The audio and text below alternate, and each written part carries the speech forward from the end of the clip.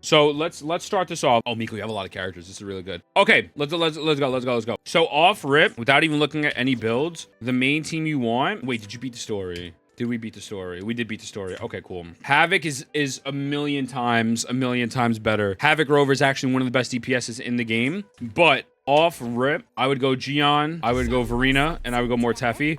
If it's not the first best, it might be the second best or third best. Like this team is absolutely insane. The way this works, the TLDR, she is giving you massive heals, which we know already. She's a healer, right? But her outro skill buffs the attack of the next person that goes on field. And so obviously he scales off of attack, so that's massive. Mortefi is like Xincho in the fact that when you ult with Mortefi, right? So watch this shit. I'm going to ult with him real quick. Every time you attack with the next person, it's like Xincho. It's going to give you coordinated attacks with that fusion damage. So that really helps. Also, the rotation is you get your skill with Mortefi, right? So you get your burst up. You get his Concerto energy, which is down here, like this little circle thing. And when you swap off, you swap to Gion, and you want to ult with Gion. So that way Mortefi's ult is active. Concerto energy's up. When you ult with him, it converts all of his heavy attacks. It converts all of his normal attacks into heavy attacks, which, if you look, when Mortefi swaps out, heavy damage amplified by 38% for 14 seconds. Therefore, you are actually giving him a massive buff with your coordinated attacks from Mortefi's burst, which is like Xincho, on top of the fact that his burst is literally just doing heavy attack damage, if I show you right here. So this is literally goated. This is a goated team off rip. This is the most meta team right now. This is the first team I would run. Let's look at the kits. The crit rate is really big in this game. Like, everyone starts off with 5 crit rate and then 150 crit damage. The actual, like, splits are the same with Genshin, where, like, it's just math, right? So, since they give you 150 off rip, you definitely want crit rate. You have his weapon, which is valid, so that's great. And then we want to put him just for now, even if you don't have anything. Okay. Eventually, you'll get a 1 cost, another 1 cost Echo. You want him to have a 5 PCR Gale. This is valid, right? What's your Union Bank in the later level? Kiss me slow. Okay, 11. Eventually, once you get to 15, then you can like go really hard on the Echoes. But I would try to farm like a 1-star rarity for him, just so you can get that extra, thing. So I go to Sierra Gale and I would just pick one of these 1-stars, like these little shitheads. It doesn't have to have any fucking good substats. You literally just need a placeholder to get your fifth buff up, right? So that's valid. The artifact rolls itself are pretty simple. Like, again, since crit rate is so important in this game, you want to get as much crit rate on these artifacts as possible. Since his in-slot is giving you crit damage, which is still very valuable, you don't have the possibility of getting crit rate here. So a lot of the times what happens is if you can get a crit rate weapon, sometimes you only need 4 echoes with crit rate to really to juice up your damage. But in this case, I would try to shoot for all 5. So definitely like crit rate is the main stat for the 4-star.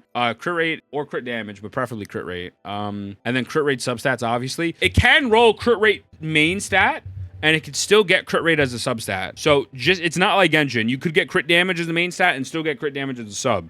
But so I'd go for crit rate here. Attack, heavy attack damage, and resonance liberation damage, which is his ult. Arrow damage is valid. This is really not bad. This is actually pretty fucking good. It's on the Moonlit sit though, but it's whatever. Obviously, you're not mixing it. You're mixing and matching right now. But arrow damage is valid. Again, attack, like nothing too crazy. Like his echoes are pretty straightforward. I would level up these 2 first. His Forte Circuit and his Resonance Liberation, I'd focus on those the most. The skill's kind of all right. It's really nothing too crazy. Also, just sidebar, just a little fucking tip for you. With his burst, where is this? So the one thing real quick, just so you know, Miko, is when he has his ult, if you ult with him, I'm just going to go on this difficulty real quick. If you ult with him, like in his Forte Circuit, which is this bar in the middle, if it's not full, his ult is going to do less damage. So watch this. All right. So I'm going to ult here. You don't need to have both bars up. You just need to have 1 bar up. Of course, I died the second I was about to ult, right? When you ult with both bars up, he does an extra animation that does more damage. I'll show you in 2 seconds. Every time you do his E with his Forte Circuits up, it's gonna eat up his charges in his Forte Circuit. But if you do the ult with his Forte Circuit halfway, he does this. And he does like that big ground pound. That big ground pound is going to give you more damage.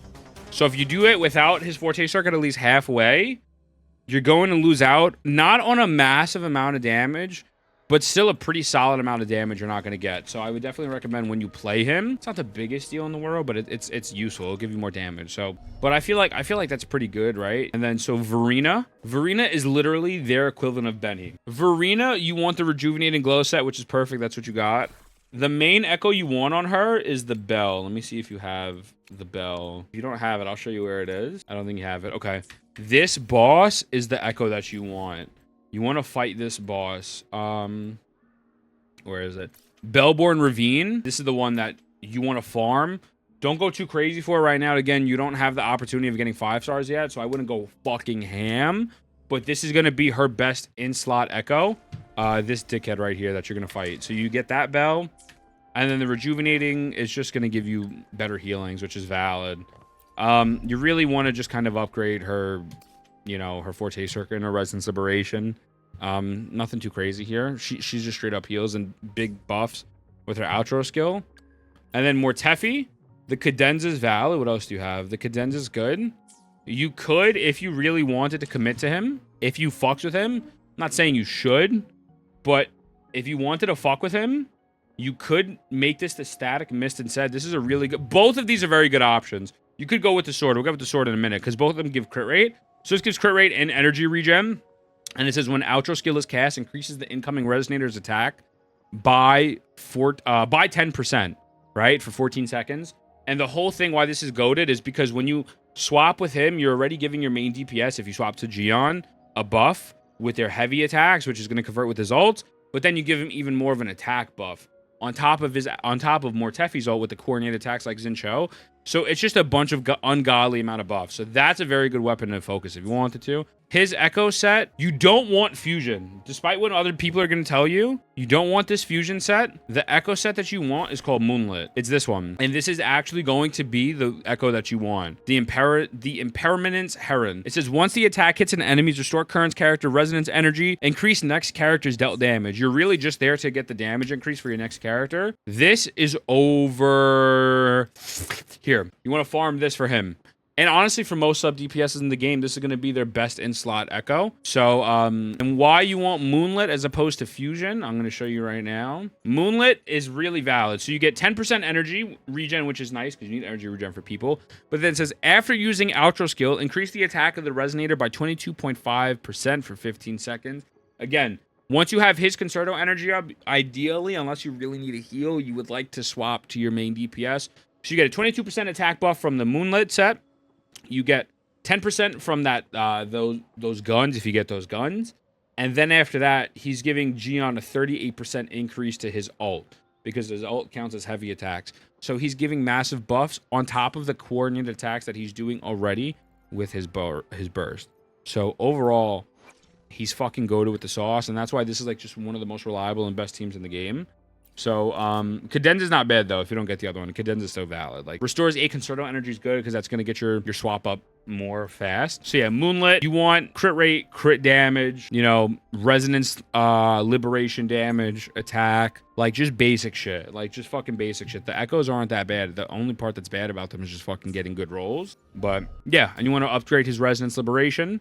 And, like, the other stuff is not that bad. I mean, you want to upgrade his Forte Circuit so you can get these for sure, because these are pretty decent buffs as well, especially this top one. But that's pretty much for that team. So that's the first team I would recommend. And then the second team, let's see what else you got here. Because you need 3 teams, right? So you need 3 teams for the end game. Although you could really kind of finesse it without it.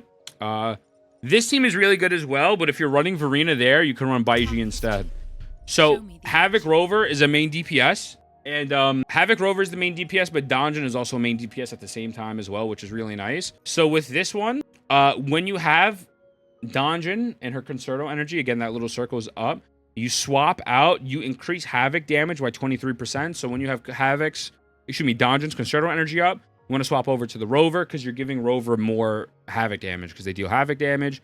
And Baiji is literally just like Verena's little sister. Attack scaling, heals, very fucking good.